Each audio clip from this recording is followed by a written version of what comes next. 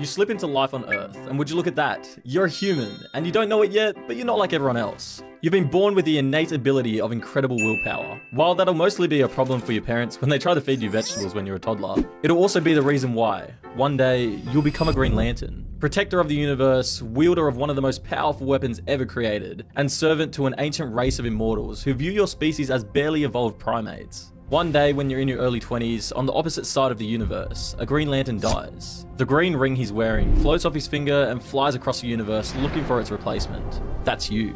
This ring was created by the Guardians of the Universe billions of years ago, a super sophisticated race of aliens who have been keeping the Green Lanterns going ever since. And this is how they recruit new members. The ring does all the work, and because of that incredible willpower of yours, it's chosen you as the next Green Lantern to join the ranks. To meet the selection criteria, you need two things. You must have the ability to overcome great fear and possess tremendous willpower. Green Lanterns are selected from every living being across the entirety of creation. That means you're not just brave by Earth standards, but one of the bravest beings in the whole universe. Sometimes people can train to become part of the Green Lanterns, but the vast majority are conscripted by the rings themselves. You have no choice in the matter. Within minutes of receiving your ring, you're transported to Oa, the headquarters of the Green Lantern Corps. Too bad if you had plans for drinks after work. Oa is one of the oldest planets in the galaxy, and it is almost completely barren, except for the city of the Guardians. This is a massive metropolis, with buildings stretching miles into the sky, and it's where you'll spend a lot of your life from now on. The atmosphere requires ring-generated protection for your human physiology, as its composition of noble gases and high concentrations of ionized particles would dissolve your lungs in moments. You're immediately drafted into training, whether you like it or not. You are under the thumb of an instructor called Kilowog, a massive alien made mostly of muscle who will drill you within an inch of your life for the next few months. In fact, Green Lantern training is so brutal that most new recruits give up their ring and head home. Before you get a chance to create anything with your new shiny ring, you are forced to do hikes around the galaxy on no food, brutal manual labor like carrying entire buildings across deserts, and spending entire nights studying complex computational science that will power your ring. For you, it feels brutal, but for the Guardians of the Universe, the bosses of the Green Lantern Corps, it makes perfect sense.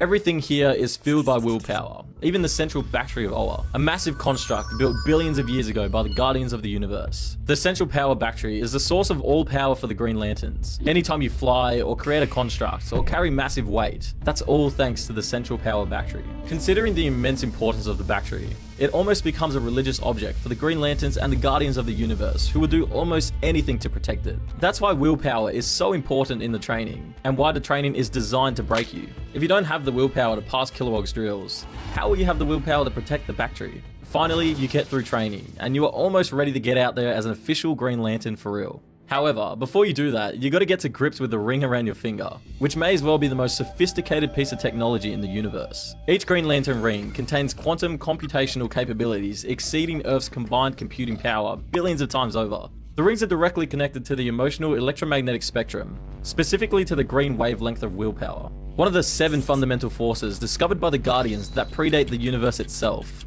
Training teaches you that emotions aren't just something you feel, but are actual energy sources. Green corresponds to willpower, and you start to wonder what the other colors might mean. While Kilowog and the Guardians are secretive about the existence of other Lantern cores, they definitely tell you about the Sinestro Corps. These guys are just like you, only instead of being fueled by willpower, they're powered by fear. Their yellow fear is the exact opposite of your green willpower, meaning you're both each other's biggest weakness. These guys are the arch enemy of the Green Lantern Corps, and are also their biggest threat.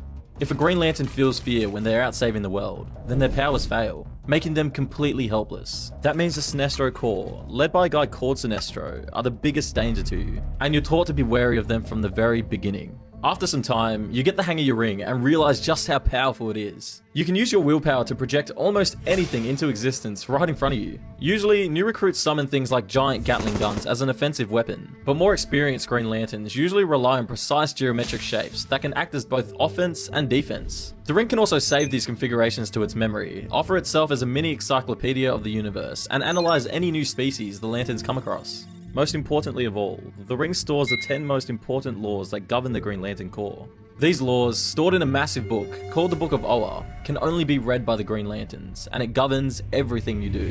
The first law establishes your primary duty, the protection of life and liberty within your assigned sector. This was created following the Sinestro Corps War, a massive conflict with the Sinestro Corps in the recent past. This law was controversially amended to permit lethal force against Yellow Ring Bearers, the first such modification in millions of years. The second law demands unquestioning obedience to Guardian orders. Some don't like how that makes this a bit of a dictatorship, but it's hard to deny that the Green Lanterns have kind of thrived under the guidance of the Guardians. So we'll let them get away with that. The third law prohibits interference with a planet's culture or political structure, regardless of your personal moral judgments. A restriction that human lanterns find particularly challenging. If a planet wants to turn into a bloody dictatorship, you're not allowed to intervene. The fourth law requires you to operate within local legal frameworks, unless you're given express permission from the Guardians. That kind of makes it seem like the whole don't interfere with the laws of other planets thing might be a little bit more flexible than it first appears, but I digress. The fifth law demands restraint. No physical action against any being until they have proven threats against life. With the amount of power Green Lantern has, this is probably the most violated law by far. The sixth law forbids using core resources for personal gain, a rule that also extends to using ring energy for trivial matters. The energy monitoring subroutines in your ring record every construct you create, flagging patterns that suggest personal use for review by the Alpha Lanterns. So no, you can't build intergalactic roller coasters for profit. Law 7 mandates respect for fellow Corps members and the Guardians, despite the vastly different physiologies and cultures among their incredibly diverse ranks. The eighth law reinforces restraint of force, requiring you to exhaust all reasonable alternatives before escalating to violence, which again, feels a little redundant. They probably could have worked this one into number 4. Anyways, the ninth law is about your prioritization protocol. That means that the greatest danger in your sector must receive your immediate attention, regardless of any personal attachments or ongoing missions. And finally, the 10th law, upholding the honor of the Corps. This catch-all law has been used to discipline Lanterns for everything from public intoxication to questioning Guardian wisdom.